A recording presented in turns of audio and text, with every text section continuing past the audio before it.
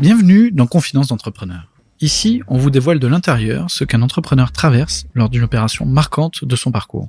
Je suis Thomas Fertin, entrepreneur et surtout dirigeant du cabinet de fusion-acquisition, conseil, finance et transmission. Chaque premier mardi du mois, nous revenons avec un invité entrepreneur sur son parcours tout en faisant un zoom sur une problématique ou une opération qu'il ou elle a dû traverser. Cela peut être une reprise familiale, une transmission, un dépôt de bilan ou bien même le retournement d'une entreprise.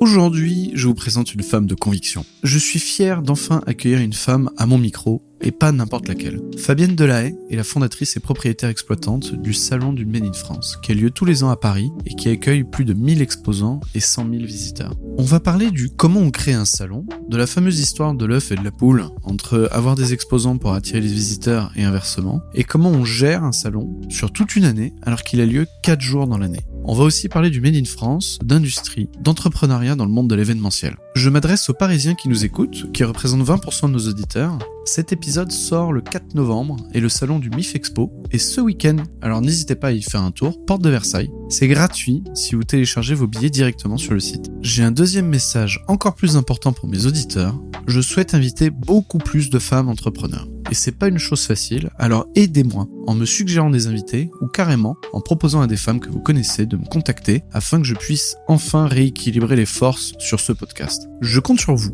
On vient de passer le cap des top 50 podcasts business en France, alors continuez à liker, commenter et à diffuser nos histoires autour de vous. Je vous souhaite une bonne écoute.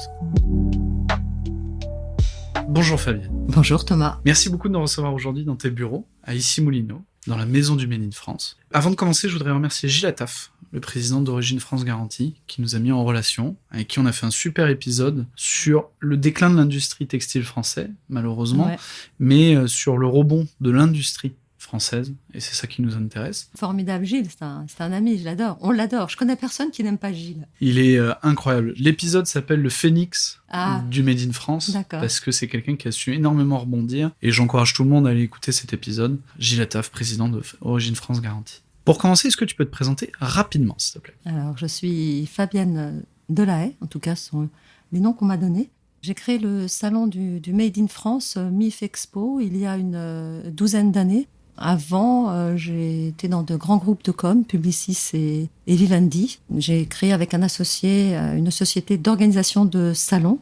Et il se trouve que quand j'ai souhaité créer le salon du Made in France, mon associé n'y croyait pas du tout. Il croyait pas du tout à ce salon, à sa décharge. Personne ne croyait au salon du Made in France et au Made in France en général. Dans le meilleur des cas, c'était considéré comme ringard et dans le pire, comme nationaliste. Donc, il y a quelques années, le Made in France n'avait pas la cote qu'il peut avoir aujourd'hui. J'ai créé donc ce salon en 2012 et en novembre se tiendra la 13e édition du salon, les 6, 7, 8, 9 novembre prochain. Comment tu résumerais ton parcours en une phrase ? En une phrase. Ou en un mot ? En un mot, oui. C'est peut-être plus facile. Sinon, je peux faire une phrase longue à la Proust. Peut-être un esprit assez libre et une recherche assez viscérale de liberté. En réalité, je pourrais résumer en une phrase, en quelques mots, mon parcours. D'ailleurs, aussi bien privé que professionnel, c'est essaie de dépendre le moins possible des autres, dans la mesure du possible. De dépendre le moins possible de son banquier aussi ou pas ? Aussi. Aussi de tout le monde. Dépendre le moins possible des retraites, de subventions, de l'assurance maladie. Essaye de dépendre le moins possible. Et peut-être parce que j'aime maîtriser les choses. Quand tu dépends des autres, tu maîtrises plus.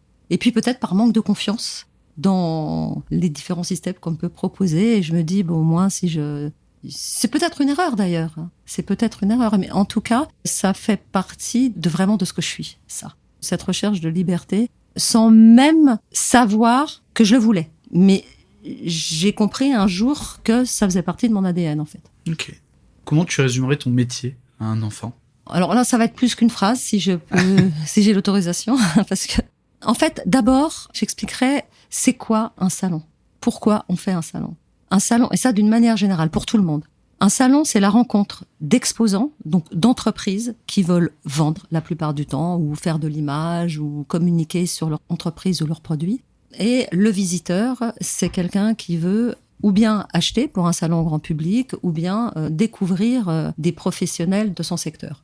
Dans le cas du Made in France, les exposants sont des fabricants ou des marques qui fabriquent sur le territoire. Ça sont les exposants, il y en a 1000. Et les visiteurs sont des Français, nous tous, qui souhaitent, par leurs achats, participer à créer de la richesse sur le territoire et qui se disent, voilà, je vais acheter une paire de chaussettes made in France. C'est un emploi dans les Vosges, par exemple, auquel je participe. Je participe à la création de cet emploi. Et ton rôle à toi? Et donc, mon rôle à moi, c'est d'orchestrer ce salon, puisque en fait, on part de rien à la base. D'ailleurs, on a créé ce salon, comme tous les salons que j'ai pu créer, parce que c'est pas le premier, j'en ai créé 7 ou 8. Le salon du Made in France, en fait, au départ, vous avez, on l'a créé ex nihilo, c'est-à-dire que, en un, vous avez besoin de savoir, est-ce qu'il y a des clients? Est-ce qu'il y a des clients, est-ce qu'il y a des exposants qui sont prêts à vous faire confiance, à exposer, surtout il y a 12 ans, pour la première édition, qui sont prêts à exposer, qui sont prêts donc à payer un stand en vous faisant confiance, c'est-à-dire en pensant qu'ils sortiront plus riches et que leurs produits auront plus de notoriété à la fin du salon que lorsqu'ils ont débuté. Tu vois, moi j'ai vu une interview de toi qui m'a beaucoup intéressé. C'était le Wine Business, il me semble. Le Wine Business Club, ouais. Ouais, le Wine Business Club, où tu disais que tu étais parti du besoin. Par exemple, pour le salon du taxi, le besoin de l'exposant, c'était d'arriver à rentrer en contact avec les chauffeurs de taxi. Par essence, n'ont pas de bureau, pas forcément de site internet, etc. Ouais, etc. Ça, c'est vrai pour le salon de taxi. Alors, les salons que j'ai créés, enfin, la raison pour laquelle j'ai créé ces différents salons, c'est pas toujours la même raison. Effectivement, le salon de taxi, c'est né d'une idée comme ça. À l'époque, j'étais commerciale, je prenais pas mal le taxi. Et je me disais, tiens, quelqu'un qui veut vendre un produit à un taxi, comment il fait?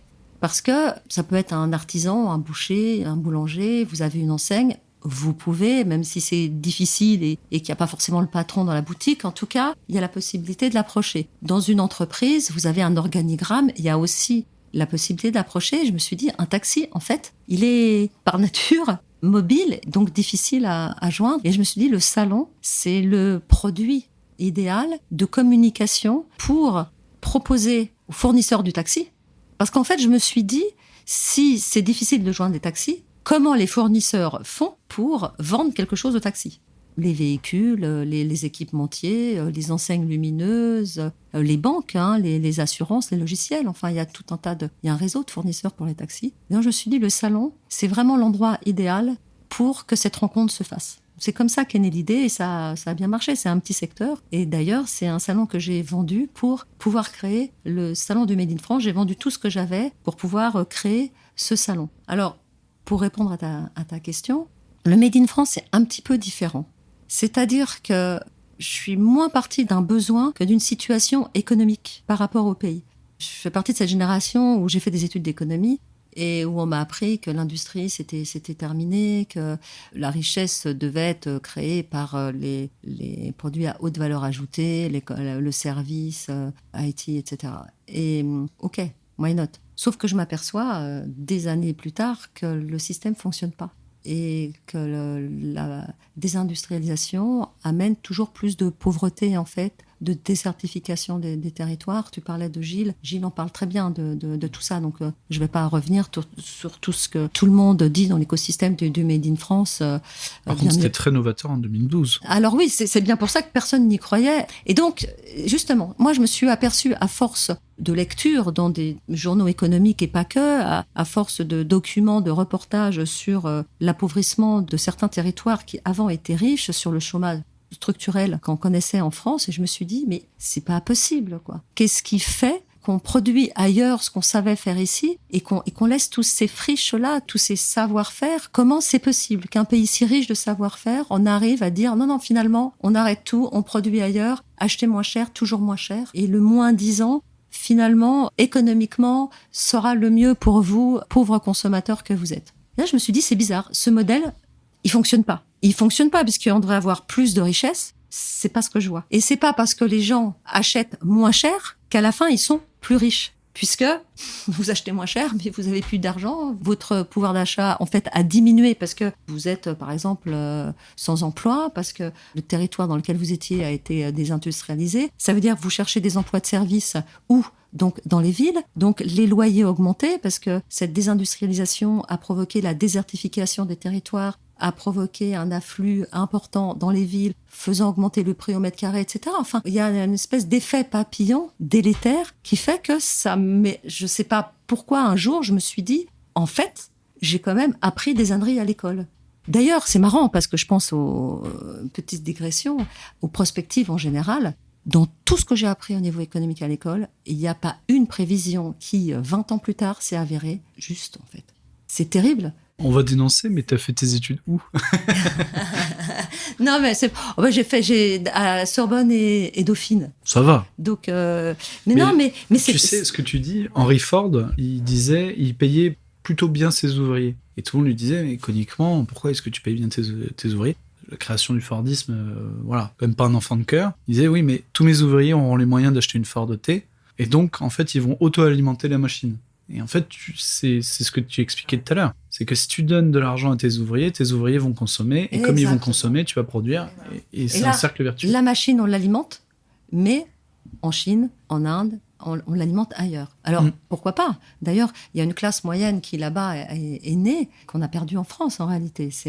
Alors, on pensait, à l'époque, les analystes disaient, oui, mais les emplois perdus dans l'industrie vont être compensés par les emplois de service. Ça n'a pas été le cas. C'était le cas pour à peu près 20-25%. Donc, le compte n'y est pas.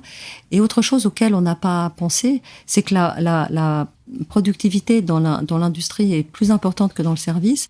Et quand vous créez un produit fabriqué sur le territoire, vous créez 3 fois plus d'emplois. Et vous créez par ailleurs des emplois de service. Donc c'est un emploi industriel, c'est plus d'autres emplois industriels. Ça, c'est frappé au coin du bon sens. Parce que si, par exemple, je ne sais pas, vous faites des jeans, je dis n'importe quoi, vous avez besoin d'un prestataire pour peut-être faire la coloration, une partie pour faire les boutons, etc. Donc vous faites travailler d'autres prestataires, d'autres fabricants. Quand le produit est importé fini, toute cette partie-là, déjà, elle n'existe plus, d'une part. Mais vous faites aussi travailler des emplois de service, des fiscalistes, des avocats, des comptables, etc. Le resto etc. du coin qui a besoin de faire bouffer les ouvriers. Etc.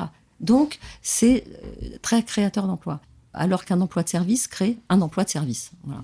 Donc, toutes ces interrogations, tous ces paramètres m'ont amené à me questionner et à me dire, tiens, qu'est-ce que toi, tu peux faire d'utile et en même temps d'agréable? Ton métier, c'est d'organiser des salons. Comment je pourrais faire la promotion de ces entreprises qui fabriquent sur le territoire, qui créent de la richesse en France, qui participent à préserver les emplois et la planète? Et si on les mettait un peu sur le devant de la scène? C'est un petit peu né comme ça. Et puis, il y a eu un autre petit paramètre, mais pas des moindres, c'est qu'il se trouve que je voulais acheter justement, c'était en l'occurrence des couverts Made in France, et je me suis fait avoir, je me suis rendu compte que j'avais acheté au prix du Made in France, je ne m'étais pas suffisamment renseignée, mais j'avais acheté justement sur un salon des produits qui n'étaient pas fabriqués en France. Et alors c'est très très drôle parce que je me suis dit, mais j'ai comme un sentiment de trahison, en me disant, non, je suis prête à payer plus cher, mais là c'est pas cool.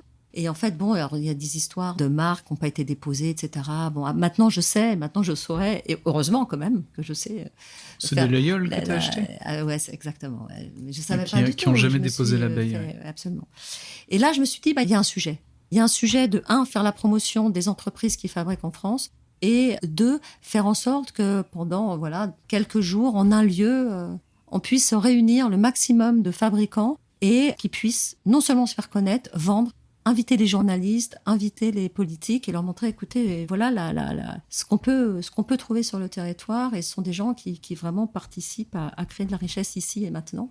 Et j'ai moi-même été étonnée par la diversité des produits qu'on trouvait encore en France. C'est vrai qu'en 2012, c'était un tout petit peu tôt. Et d'ailleurs, ce que je disais au début de cet entretien, c'est que l'associé avec lesquels j'étais partie au départ, on était 2 pour créer un certain nombre de salons, n'a pas cru au projet. Donc moi, j'ai vendu tout ce que j'avais et j'ai tout mis sur ce salon du Made in France, sachant que pendant 3 ans, j'allais perdre de l'argent, donc il fallait bien que je le finance. Alors, on va justement zoomer là-dessus un petit peu. Le salon du taxi, donc tu as vendu tes parts, donc tu avais 50%. Ouais. Ça représentait quoi à peu près en termes de chiffre d'affaires, de rentabilité, enfin, entre guillemets, qu'est-ce que tu as abandonné? Vendu, plus exactement qu'abandonné. Alors, ça remonte maintenant. Ça remonte, le taxi, c'était un chiffre d'affaires autour des 600 000 euros à peu près, 600, 700 000 euros. J'ai plus tous les chiffres en tête. Il y avait une bonne marge parce qu'il n'y avait pas besoin, contrairement au salon du Made in France, de faire des grandes campagnes de com grand public. Pas besoin c'était un salon pro. Puisque c'est un salon pro, et donc c'était facile d'avoir un fichier ciblé à des prix et des coûts extrêmement raisonnables. Et donc, on avait une marge de 50% à peu près. Donc, c'était un salon qui marchait bien, même si c'était une niche. C'était un salon qui marchait bien, mais il y en avait d'autres. En fait, il y avait le salon du taxi, il y avait un autre salon qu'on a vendu d'ailleurs. Je ne sais plus si... Je sais plus à quel moment ça remonte, tout ça. Et donc, j'ai vendu, moi, mes parts, la moitié de mes parts de la société. Il n'y avait pas que le taxi dedans, il y avait d'autres choses. Ah oui, il y avait d'autres salons. Et en fait, voilà, j'ai tout mis sur le salon du Made in France. Je croyais à ce salon et j'ai eu raison, en fait. Alors ça, on va y revenir que tu as eu raison, mais comment est-ce que tu t'es dit, c'est quoi, c'est cette envie de liberté ou c'est je veux le faire, il veut pas le faire, bah tant pis, je vends et je prends mon autonomie? Je pense qu'il y avait un sujet. C'est très bizarre. Je me suis dit, ce salon, je pense que je suis peut-être un tout petit peu en avance. Mais c'est parce que, en fait, je pars d'un principe assez simple. C'est d'ailleurs ce qui m'anime quand je vends. C'est que je me dis, moi, je suis comme les autres. Ni plus ni moins. Et donc, si cette idée me vient à l'esprit, c'est que c'est dans l'air. Je vois pas pourquoi... Moi, aujourd'hui, je m'intéresse particulièrement au Made in France, alors je me posais pas la question il y a 2 ans. Donc, comme je suis lambda, eh ben, ça veut dire que c'est forcément un sujet intéressant. C'est un peu comme ça. Et donc, j'y ai cru parce que, vous savez, c'est un peu comme les prénoms. Vous pensez donner un prénom super original à vos enfants, vous apercevez que la moitié de la classe elle-même. Vous voyez, en fait, et vous avez pas copié, c'est que, je sais pas, c'est dans l'air. Et pourtant, tu as anticipé un peu, tu as été avant le phénomène Made in France qu'on a eu. Oui, mais je pense que, voilà, c'est petit à petit, ça va prendre. Et donc, ça va peut-être être dur 2 ou 3 ans, mais j'étais persuadée qu'il y avait un sujet. Alors, je me lance pas non plus sans réflexion. Ce que j'ai fait, d'ailleurs, c'est ce que je conseillerais c'est le seul conseil que je donnerais d'ailleurs à quelqu'un. Ce que j'ai fait à chaque fois que j'ai lancé un salon. Alors avant, comment je l'appelle, le logo, la promo, la com, etc. Chercher des financements, j'oublie. C'est vraiment pas mon sujet premier.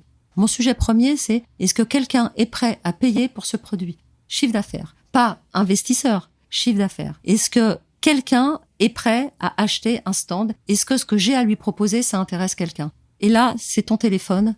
Tu cherches une entreprise qui fabrique en France, ça c'est quand même possible de trouver un fichier. Et tu vois comment ça marche. Et là, tu t'aperçois. Parce que c'est un bon moyen de savoir, alors même si ça te prend 6 mois quand même, mais c'est un bon moyen de savoir est-ce que c'est une bonne idée? Est-ce que c'est une fausse bonne idée? Parce que quand tu entreprends quelque chose, c'est bien d'être un peu pugnace, mais c'est fâcheux de pas comprendre quand c'est une mauvaise idée que c'est une mauvaise idée. De t'obstiner, ouais. Et de s'obstiner quand il n'y a pas de marché. Et j'ai vu qu'il y avait un marché. J'ai vu que le marché était pas très riche, mais j'ai vu un intérêt. J'ai vu que, ah bah oui, ça m'intéresse, oui, si c'est pas trop cher, ah bah oui, si vous m'aidez à vendre. Et puis j'ai vu de la, je sais pas, comme une lumière, enfin quelque chose d'enthousiasmant. Et comment t'arrives Et là, j'ai su qu'il y avait un sujet. Comment tu arrives à convaincre des gens, enfin des usines, des producteurs, alors que t'as pas la queue d'un visiteur pour l'instant? Alors, de toute façon, c'est toujours plus difficile de lancer la première édition d'un salon. J'ai beaucoup plus souffert avec 70 exposants ou 78 exposants la première année et 15 000 visiteurs qu'aujourd'hui avec 1000 exposants et 100 000 visiteurs.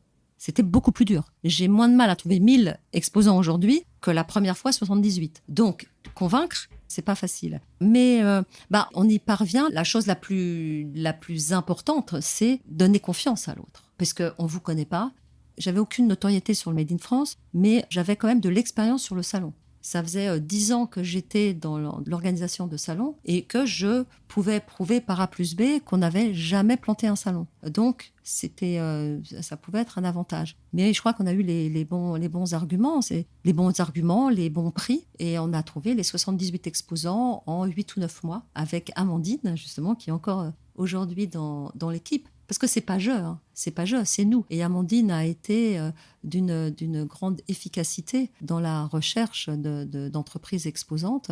D'ailleurs, le salon s'appelle Salon du Made in France et la société créée s'appelle Adèle. Et Adèle, parce que je m'appelle Delahaye, et le A, c'est le A d'Amandine en fait, qui m'a suivie. Elle était dans la précédente entreprise que j'ai quittée, j'ai vendu mes parts pour créer ce salon. Amandine m'a suivie et d'où le A de Adèle. On les a trouvés, mais je ne sais pas si là, il faut pas. J'espère qu'il n'y a pas trop d'auditeurs qui sont mes exposants parce que je ne vais pas les rassurer. C'est qu'en fait, le salon avait lieu le 1er en novembre à l'Espace Champéret. C'était en novembre. En septembre, je ne savais pas si j'allais pouvoir le maintenir, le salon. Ah oui? Ah ouais. Et ben oui, parce que j'avais 15 exposants. C'était intenable. Et quelle est l'astuce commerciale que tu as utilisée pour arriver à convaincre toutes ces personnes-là, finalement? Qu'on allait trouver. Alors, moi, j'avais quand même un budget et je savais que je perdais de l'argent. Donc, on a vendu. Il était hors de question de faire des stands gratuits. Je ne crois pas à la gratuité. Enfin, non seulement je ne crois pas, mais je pense que ça a des effets pervers et délétères. Mais j'ai vendu pas cher. C'est-à-dire que le risque pour l'entreprise était faible. Si vous achetez, vous prenez un stand entre 500 et 1000 euros et que vous avez l'espoir de vendre pour 5 à 10 000 euros, vous prenez le risque. Enfin, il y a 78 exposants qui prennent le risque. Et ça s'est très très bien passé. On a pris une agence de presse. Alors moi, je bossais déjà avec l'agence Flag, qui est spécialiste du Made in France, que je conseille. Je conseille l'agence Flag à toute personne, toute entreprise qui veut faire un peu de notoriété, parce que ils m'ont eu tous les JT, ce qui a fait venir beaucoup de monde. Ça. Alors concomitamment, il y a eu en plus en 2012 l'arrivée d'Arnaud Montebourg, qui était ministre à l'époque du redressement productif et qui lui a fait du Made in France son combat. Et ça m'a aidé. Il m'a pas aidé en tant que tel sur le salon. Il a aidé tout l'écosystème du Made in France et d'un sujet qui était, c'est ce que je disais, dans le meilleur des cas ringard et dans le pire des cas nationaliste. Le fait que Montebourg, gouvernement socialiste, s'empare de la cause, on pouvait déjà moins nous traiter de nationalistes. Et les médias se sont emparés du sujet. Et le podcast aujourd'hui que vous faites sur le Made in France, il y a 15 ans, bon, vous étiez peut-être pas né, mais il y a 15 ans, vous l'auriez pas fait. 15 ans, j'étais né quand même. C'est très gentil, mais j'étais né. Ça a commencé là et j'étais là au bon moment. Mais il y a une vague du podcast. Moi, quand j'ai eu cette idée, il y en avait quelques-uns et aujourd'hui, il y en a un par semaine qui sort. Et j'ai quelques confrères qui en font, des très bien d'ailleurs. Mais c'est vrai qu'il y a cet aspect prénom où la moitié de la classe a le même prénom finalement. Voilà, c'est ça. C'est amusant. Donc, en tout cas, on a su trouver les. Comment est-ce qu'on arrive à jongler? Parce que le business model, il est quand même sur deux faces. Il y a d'un côté les exposants qui payent pour avoir un stand. De l'autre côté, on leur vend des visiteurs. Oui. Les visiteurs, on leur vend des stands intéressants. Donc déjà, on vend deux choses qui peuvent être conjointes. Et au milieu, il faut avoir une salle, un hall d'exposition qui coûte quand même un certain prix. Très cher, s'ils nous entendent. Ça. Ils connaissent leur prix, vous savez. et voilà, comment est-ce qu'on arrive à jongler avec ces trois balles qui peuvent être potentiellement antinomiques? Parce qu'on peut savoir qu'un producteur fait de la camelote et de se dire, ouais, mais moi j'ai besoin de vendre mon stand, par exemple. Ouais. Alors, il y a plusieurs sujets. L'essentiel, effectivement, c'est de trouver les visiteurs. Pas n'importe quel des visiteurs consommateurs. L'exposant, il ne veut pas voir des curieux. Le visiteur, oui, on lui vend, entre guillemets, je vais y revenir, le fait qu'il y ait une certaine diversité de produits et qu'il va découvrir des choses et que ça va être intéressant pour lui de venir. Mais tout est fait sur le salon pour favoriser l'acte d'achat. Et à commencer justement par, d'une part, des invitations gratuites. On en envoie 200 000, des invitations gratuites. Et d'autre part, le remboursement pour celui qui n'a pas d'invitation, c'est pas open bar, il n'a pas d'invitation, il doit s'acquitter d'un droit d'entrée de 10 € qu'on rembourse au premier achat. Donc, quand vous payez 10 €, si vous achetez pas, vous perdez 10 €. Si vous achetez, vous les rentabilisez, si je puis dire. Donc, ça a beaucoup favorisé l'acte d'achat. D'ailleurs, ça a été aussi un point dans les arguments. Ça n'existait pas, personne n'a jamais fait ça. D'où l'intérêt de travailler avec quelqu'un comme Amandine. C'est un jour, on discute et je lui dis, ce qui serait bien, c'est rembourser le droit d'entrée à un visiteur qui achète comme ça, c'est un site. Mais bon, c'est pas possible. Et elle me dit, ah ouais, pourquoi? Et c'est ça le truc. Et on l'a fait et c'était possible. Parce que l'idée, c'était quand même pas de rembourser des gens qui n'avaient pas donné 10 €. Fallait faire attention. Parce que c'est arrivé. Genre, on nous rembourse 10 €. Ah non, vous les avez pas donnés. Il fallait être sûr que le mécanisme fonctionne bien. Voilà, sans aucune erreur, et ça fonctionne très bien. Donc, le visiteur, même s'il n'avait pas beaucoup d'exposants, aujourd'hui, il y en a 1000, donc il y a tout type de produits, tout secteur d'activité, des produits à tous les prix, pour vraiment toutes les bourses. Donc, c'est plus simple aujourd'hui de convaincre le visiteur de venir sur le salon parce que il va vraiment voir une vraie richesse. Et puis, il est intéressé. Ce que nous disent tous les exposants, c'est que le visiteur qui vient sur le salon est un visiteur assez curieux. Il demande, avant de parler prix, le visiteur demande comment c'est fait, par qui c'est fait, où c'est fait, comment ça se passe, etc. Donc, il y a vraiment le goût de la préservation du savoir-faire. Il faut trouver ses visiteurs, évidemment. Mais sur la première année, il y a eu évidemment des campagnes de pub, mais sur la première année, il y a eu cette recherche de visiteurs qui pouvaient s'intéresser au Made in France. C'était beaucoup plus difficile d'ailleurs la première année que les autres années, parce que où aller? Où faire une campagne? Maintenant, on a appris, mais d'ailleurs, on a eu 15 000 visiteurs, on en a 100 000 aujourd'hui. Donc, comment est-ce qu'on arrive à savoir qu'il faut dimensionner le hall? Comment on sait qu'il y a 15 000 visiteurs? Parce que faut le savoir, tu venais du B2B, donc tu avais quand même une petite idée du nombre de visiteurs, etc., etc. Là, si tu te lançais dans le B2C, et c'est pour ça que mon partenaire, il n'avait pas voulu me suivre. Il m'a dit, tu lancer dans le B2C, c'est de la folie. Mais j'ai appliqué, et ça aussi, on m'a dit c'est impossible. C'est pour ça que je l'ai fait. En fait, j'ai appliqué un modèle B2B à un salon B2C. Normalement, un salon B2C, grosso modo, c'est le cas de beaucoup de salons que je connais. Vous avez le chiffre d'affaires fait par les entreprises, mais une bonne partie du chiffre d'affaires réalisé par les visiteurs, en fait, qui paient un droit d'entrée. 10 euros, 20 euros, 30 euros. Moi, je me suis dit, si on obère le pouvoir d'achat du visiteur, il va pas acheter. Ou pas suffisamment. Et donc, les exposants, ils reviendront plus. Moi, je veux pas faire du one shot. Je veux vraiment faire un salon dans la durée. Donc, il faut que je trouve un moyen pour que les exposants reviennent, parce qu'ils voient des journalistes, parce qu'ils voient des politiques. Voilà, c'est rentable. En fait, je voulais créer le grand rendez-vous de la profession. Donc, pas juste une foire où on achète, on vend. Oui, on achète, on vend, on voit aussi des professionnels, on discute avec d'autres exposants, on peut élaborer des stratégies avec des partenaires, on voit des politiques, on voit des journalistes, c'est le grand rendez-vous. D'ailleurs, aujourd'hui, on nous dit que c'est la grande cousinade. Il n'y a pas d'autres salons dont on parle de cousinade comme ça. Et quand il y a eu le Covid, haute digression, la digression d'une digression d'une digression. C'est le but du podcast. Quand il y a eu le Covid, l'un des exposants fidèles, Labonal, d'ailleurs, qui a fait 100% des salons, il ne m'a pas raté un. Je l'appelle en disant, voilà, le salon est annulé.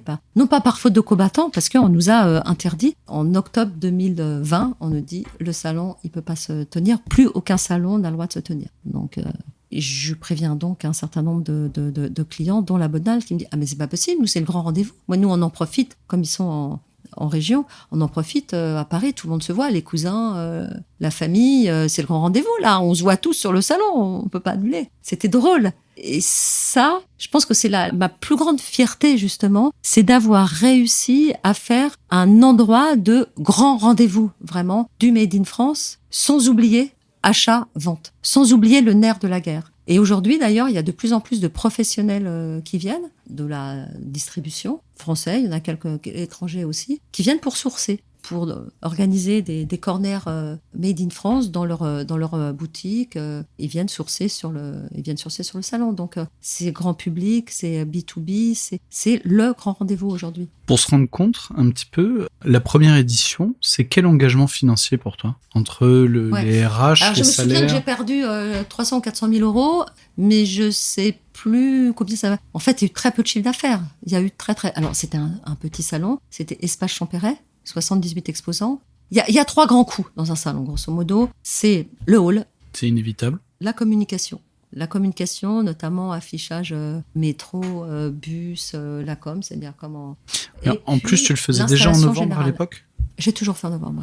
Ouais, donc juste avant Noël, donc tout coûte une fortune en communication. Tout coûte une fortune, mais c'était important justement pour on voulait être un peu les premiers où faites des cadeaux. Pour faire les cadeaux de Noël, ouais. Ouais. Donc Noël, c'était une date importante. Et puis, on voulait utiliser le 11 novembre pour avoir... Parfois, ça tombe le samedi ou le dimanche, donc c'est pas pratique. Mais quand ça tombe le lundi ou le vendredi, ça permet d'avoir 3 jours. Le salon, c'est sur 4 jours. Ça nous permet d'avoir 3 jours consécutifs non travaillés. Samedi, dimanche, lundi, ou vendredi, samedi, dimanche. Et on a un jour, c'est important d'avoir aussi un jour, entre guillemets, travaillé pour avoir aussi les professionnels. Donc, mais c'était quoi la question? C'est hyper intéressant parce que tu vois, je l'avais pas vu venir celle-là pour le coup. Du début novembre, comme ça, t'as potentiellement un jour férié qui se promène au milieu. C'est pas mal. Ah non, la question c'était donc l'enjeu financier. Tu as dit 300-400 000 euros de perte. Ah oui, voilà qu'on a perdu. On a perdu de l'argent sur les à peu près 3-4 premières années. Donc j'ai fait un peu. En revanche, j'ai pas voulu avoir d'investisseurs autres. J'ai 100% départ. T'avais pu emprunter quand même? Ouais, voilà, il y a eu des emprunts. Il y a eu l'argent que j'avais de la boîte que j'avais vendue, les parts que j'avais vendues, un peu de cavalerie. Et je m'en suis sortie. En fait, je savais très bien que... T'avais prévu de perdre cet argent? Ouais. Autant d'argent, j'entends. Enfin... Oui. Okay. Je savais, mais alors, j'ai réussi en fait à faire entre guillemets de la cavalerie. Je dis des choses que je devrais vraiment pas dire, mais d'un salon sur l'autre. Avec les acomptes d'un salon sur l'autre, j'arrive à avoir j'ai réussi pendant 3-4 ans à avoir une sorte de fond de roulement en m'appuyant en fait sur les acomptes des exposants. Aujourd'hui, je rassure toutes les entreprises qui exposent, il n'y a plus du tout besoin de faire ça. Tout va bien. Oui, alors aujourd'hui, tes chiffres sont disponibles en ligne pour ceux qui sont curieux. Aujourd'hui, tu n'as plus besoin de faire ça. Moi, ça m'intéresse, tu vois, qu'on parle de ça. Tu as décidé de le faire toute seule. Tu es seule au capital de ta société. Oui. Tu savais que tu allais cramer quelques centaines de milliers d'euros. Tu n'as pas atteint le million, je pense. Non. Aujourd'hui, il y a plein de gens, tu vois, qui lèvent des fonds rapidement. Récemment, j'ai un dirigeant d'entreprise qui m'a dit moi, si je me lève le matin pour perdre de l'argent à la fin de l'année, ça sert à rien de me lever. Une entreprise qui perd de l'argent, moi, ça m'intéresse pas. Je veux forcément gagner. Avec le climat actuel, on est en juillet 2025, pas simple. Il y a des gens qui acceptent pas de perdre de l'argent. Pour eux, ça rentre pas dans la matrice. Comment est-ce que toi, tu t'es dit, je vais passer du B2B au B2C, je vais faire un salon qui sera au mieux has-been, au pire nationaliste, et je vais accepter de perdre un demi-million d'euros, et c'est pas grave, parce que je sais que j'ai une bonne idée. Comment est-ce que tu arrives à se mettre dans cet état d'esprit? Ou alors tu l'avais même pas visualisé? Si. En fait... là où je me fais suffisamment confiance, c'est je sais très bien que si je sais que j'étais capable de m'arrêter et de m'arrêter si ça me semblait évident que l'idée n'était pas bonne. Mais j'avais besoin de preuves pour savoir que l'idée n'était pas bonne. Or, j'ai eu que des preuves du contraire.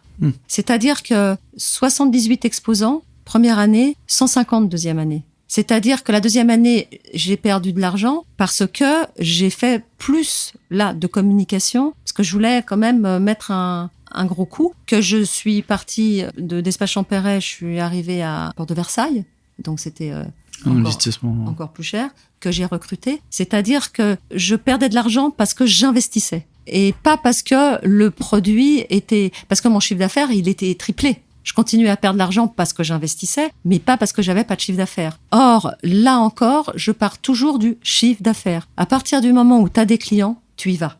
Je trouve plus sain d'avoir des clients et d'investir plutôt que d'avoir le double d'argent par des fonds, lever de l'argent, mais que derrière, vous n'avez pas suffisamment de clients. C'est pas un modèle, c'est pas un schéma qui m'intéresse. J'ai besoin de savoir que j'ai des clients. Sinon, j'ai l'impression de servir à rien en plus. Lever des fonds pour lever des fonds... La première ligne du compte de résultat, c'est le chiffre d'affaires. Si voilà. T'as pas ça, t'as pas le reste. Voilà.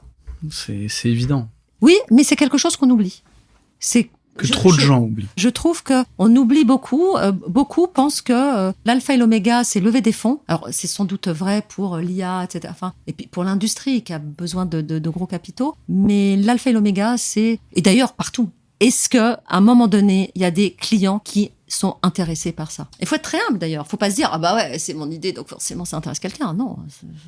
Est-ce que tu as des clients? Et la seule façon de le savoir, c'est de le vérifier. Et ça, la première année, je l'ai vérifié avec 78 clients. Mais quand tu passes de 78 à 150 ou 180 dès la deuxième année, ça veut dire que c'est lancé. Ça veut dire que oui, ça intéresse. Et puis j'avais doublé les de 500 €, c'était 1000 €. Mais je savais qu'il fallait qu'à 1000 €, de toute façon, je pouvais pas être rentable. Ça, je le savais. Mais à partir du moment où je continuais à développer, à avoir toujours plus de clients, je savais qu'à un moment donné, il faudrait payer le vrai prix, qui est le cas aujourd'hui. Mais qui était pas le cas. Et en fait, ça s'est fait comment? Au fur et à mesure, tu as rééquilibré par rapport à un vrai prix de marché? Où tu t'étais fixé un objectif d'exposant? Alors, un objectif d'exposant plutôt. C'est-à-dire qu'il fallait qu'on soit à plus de 500, en fait, pour avoir des tarifs qui tiennent la route. Parce que c'est cher d'organiser un salon à Paris. Je voulais pas être à 500 ou 600 € le mètre carré.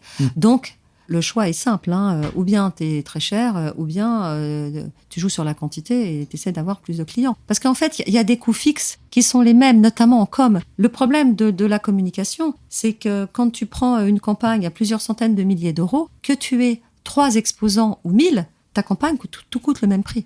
Donc, tu as intérêt à avoir suffisamment de clients pour absorber. À partir de 2016, donc c'est à peu près là où tu as atteint la rentabilité, finalement, tu étais à 155 exposants? Oh non, plus que ça. Je devais être déjà à 300, 400. D'accord. Tu sais, on est arrivé à 1000 depuis... et là, j'arrête, en fait. On ne veut pas avoir plus pour l'instant. J'ai des raisons. 2012, 78, 150, très vite 300, 500, 800. ça a été assez exponentiel. C'est pour ça que je savais que je me trompais pas. Et aujourd'hui, tu veux rester à 1000, pourquoi? Pour monter en qualité d'exposant, ou parce que au bout d'un moment, c'est trop d'investissement? Non, par souci d'honnêteté et de qualité. C'est-à-dire que je pense pas, je suis pas certaine en tout cas, il faut un nombre de visiteurs proportionnel au nombre d'exposants. D'ailleurs, tu vois, on était 78, 80, 15 000 visiteurs. Quand on a fait un salon à Bordeaux, il y avait 10 000 visiteurs, 100 exposants. Enfin, tu vois, il y a des ratios. Là, 1000, 100 000. 1%. Bon, voilà, grosso modo, ça peut être... mais si je passe à 1500 exposants, je suis pas du tout certaine d'avoir en contrepartie la même augmentation des visiteurs. Voilà. Et ça, je souhaite pas. Ça, c'est la première chose. Et puis, la deuxième chose, pour garder quand même cette convivialité, cette grande cousinade du Made in France, je pense qu'il faut qu'on soit quand même de taille humaine. En revanche, j'aimerais bien développer, peut-être avoir plus de grands industriels à la limite qui seraient pas là pour vendre, mais de voir des avions, de voir des bateaux, de voir tout ce qu'on est capable de faire en France. Ça m'intéresserait, de comment on fait une bombe nucléaire, non, mais tout ce qu'on sait faire, tout notre génie, comment on pourrait le mettre Ce serait le salon du savoir-faire. Mais là, ce serait pas pour vendre. Donc là, c'est différent. J'ai pas besoin d'un nombre de 200 000 visiteurs. Peut-être ce type de développement-là est possible, mais je ne souhaite pas avoir plus de 1000 exposants actuellement. Qu'est-ce que tu retiens de ton parcours entrepreneurial à ce stade, finalement, au-delà de la liberté? Qu'il faut croire en ses idées? Pas forcément. Parce que faut être capable, le pire, moi je trouve que le pire, c'est pas de croire à son idée. Je pense que le pire, c'est d'accepter d'avoir une mauvaise idée et de l'arrêter quand il est encore temps. Et je pense que c'est très dur, ça. Tu t'étais mis des garde-fous? Oh bah oui, mais dès la deuxième année. Si de 78 exposants, j'étais restée à 78 exposants, j'arrêtais. Ok. C'était sûr. Enfin, oui, bien sûr. Donc, j'ai oublié la question. Qu'est-ce que tu retiens de ton parcours? Qu'est-ce que je retiens de mon parcours?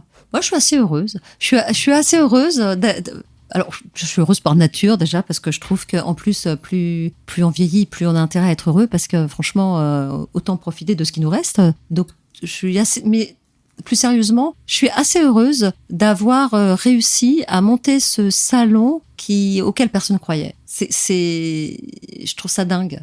Parce que c'est un salon de dingue. Non, mais vraiment. C'est-à-dire, il y a une ambiance, j'en ai fait plein des salons. Ce salon c'est une grande cousinade.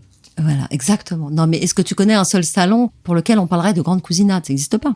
Il n'y a que le salon du Made in France. Est-ce que tu as eu d'autres idées de salon depuis? Depuis, oui. Et pourquoi tu t'es pas lancé? Parce que ça te prend trop de temps, celui-ci, ou... J'ai un fils de 20 ans, tu sais ce qu'il dirait? La flemme. Après, si tu as de quoi t'occuper suffisamment, etc. Enfin, c'est quand même on n'en a pas trop parlé, mais le rétro-planning sur une année, on va dire que le jour 1, c'est la fin du salon, finalement. Oui. Ou c'est pas juste? En fait, oui. D'ailleurs, le rétro-planning correspond à des métiers différents, en réalité, et on aura fait tous les métiers du salon, parce que nous, on fait tout. On fait aussi bien les plans, la logistique, la commercialisation, enfin, ce qu'on fait pas et ce qu'on délègue à des entreprises qui sont en France, c'est la comptabilité, l'informatique, standard téléphonique, les choses comme ça. Mais sinon, tout le reste, on le fait nous. Et donc, si on part de la fin du salon, donc le 9 novembre pour le prochain, tout le monde est en vacances la semaine d'après. Ça commence par des vacances, en fait. Notre activité commence par des vacances. Et ensuite, en fait, on reprend un peu basique, ce qui a été, ce qui a moins été, etc., etc.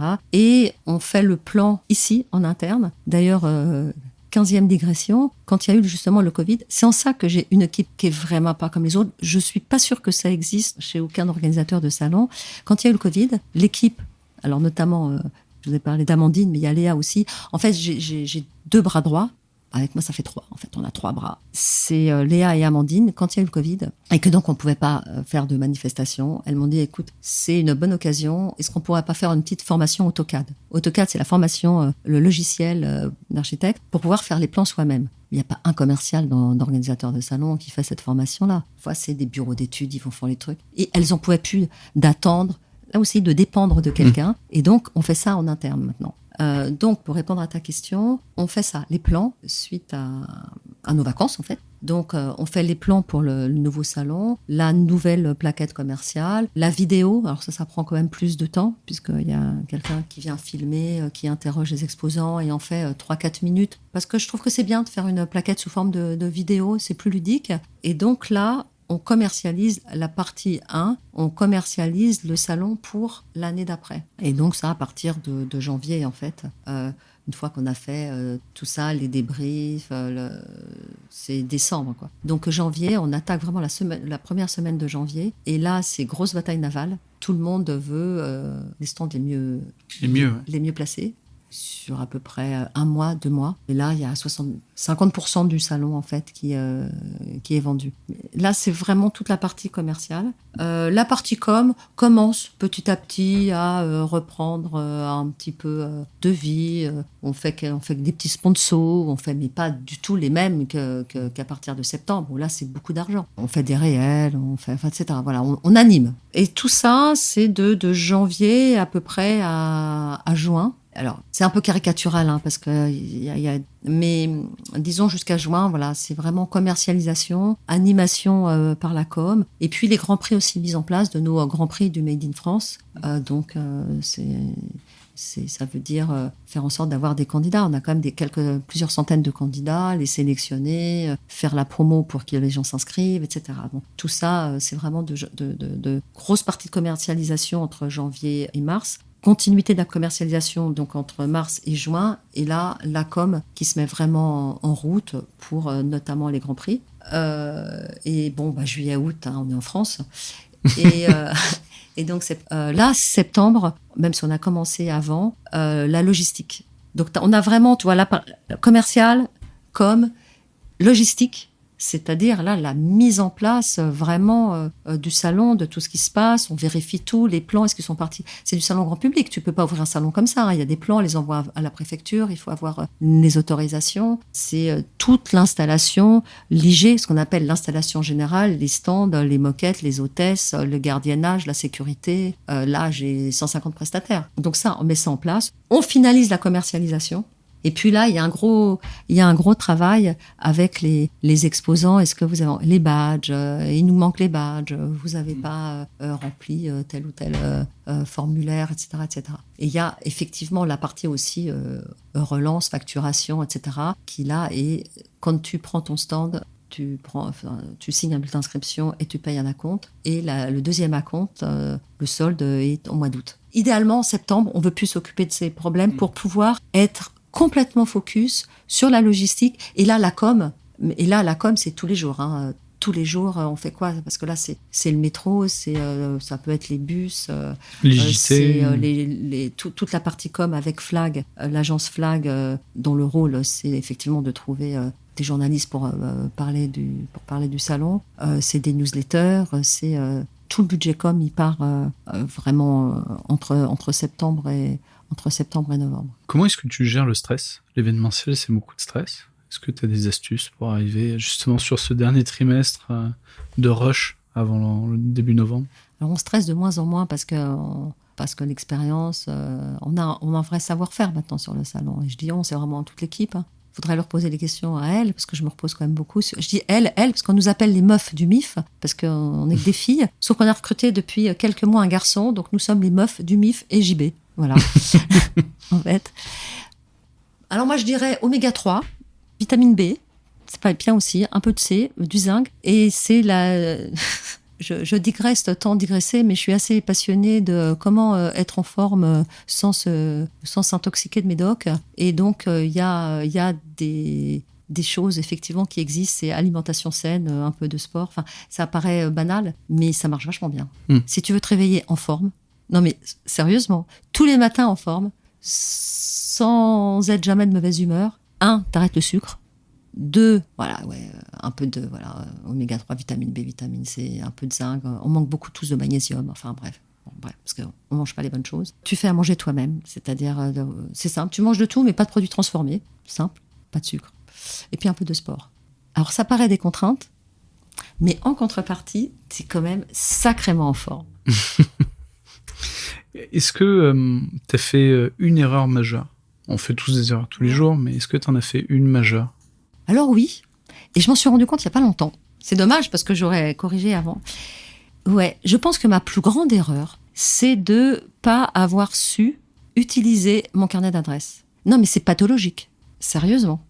C'est-à-dire, alors je veux dire, en gros pour 2 raisons. C'est-à-dire, au fur et à mesure des années, j'en ai connu des gens. On a créé quand même une dizaine de salons. Enfin, Et alors, quand tu connais des gens, ton carnet d'adresses, t'as les gens que t'aimes bien. Et donc, eux, j'ose pas leur demander quelque chose, parce que je me dis, bah non, je les aime bien, ils vont croire que je suis intéressée, opportuniste, non, donc je leur demande pas. Et puis il y a ceux que t'aimes moins. Et eux, j'ai pas envie de leur demander quelque chose, puisque je les aime pas trop. Et donc, je n'ai pas su de façon pathologique utiliser mon carnet d'adresses. C'est une erreur qui m'a coûté 15 ans, en fait, je pense, 10 ou 15 ans. C'est-à-dire, tu perds du temps, en réalité. Et aujourd'hui, je suis un peu plus douée pour ça. Mais je sais pas, je pense l'éducation. Je sais pas pourquoi j'ai su si peu utiliser mes connaissances. C'est vraiment une erreur. Je pense que c'est la plus grave erreur que j'ai faite. Et à l'inverse, ta meilleure idée ? De manger correctement. Ah ouais, à ce point ? De manger correctement. Ah non, mais ça m'a changé la vie. Hein. Franchement, ça m'a changé la vie d'avoir la pêche comme ça. Mais je pense, et qui me permet, je pense que tout ça me permet de pas avoir peur. Pourtant, je crois que je suis plutôt peureuse, tu vois. Je suis pas quelqu'un de particulièrement courageux. Pour créer un salon du Made in France en 2012. Mais oui, parce que j'ai pas peur de perdre de l'argent. C'est ça le truc. Vous l'aurez certainement remarqué, mais il manque une conclusion à cet épisode. Nous avons eu un problème technique lors de cet enregistrement en juillet dernier avec Fabienne. Depuis, nous avons recalé 2 autres enregistrements, mais pour diverses raisons, nous n'avons jamais réussi à reprendre là où nous étions arrêtés. Ce sont malheureusement les aléas du non-direct, comme quoi en entrepreneuriat comme en podcast, il faut savoir rester souple et improviser. Je vous remercie sincèrement d'avoir écouté l'épisode jusqu'ici, merci d'avance pour votre indulgence, et on se retrouve le mois prochain pour un épisode complet. Je remercie Thibaut Dupieris pour le montage et les équipes de Conseil Finance et Transmission pour leur soutien sur cette belle aventure. N'hésitez pas à nous contacter pour nous suggérer des invités ou des thèmes que vous souhaitez aborder. Ce projet n'est pas seulement le mien, je tiens à ce qu'il évolue avec ses auditeurs.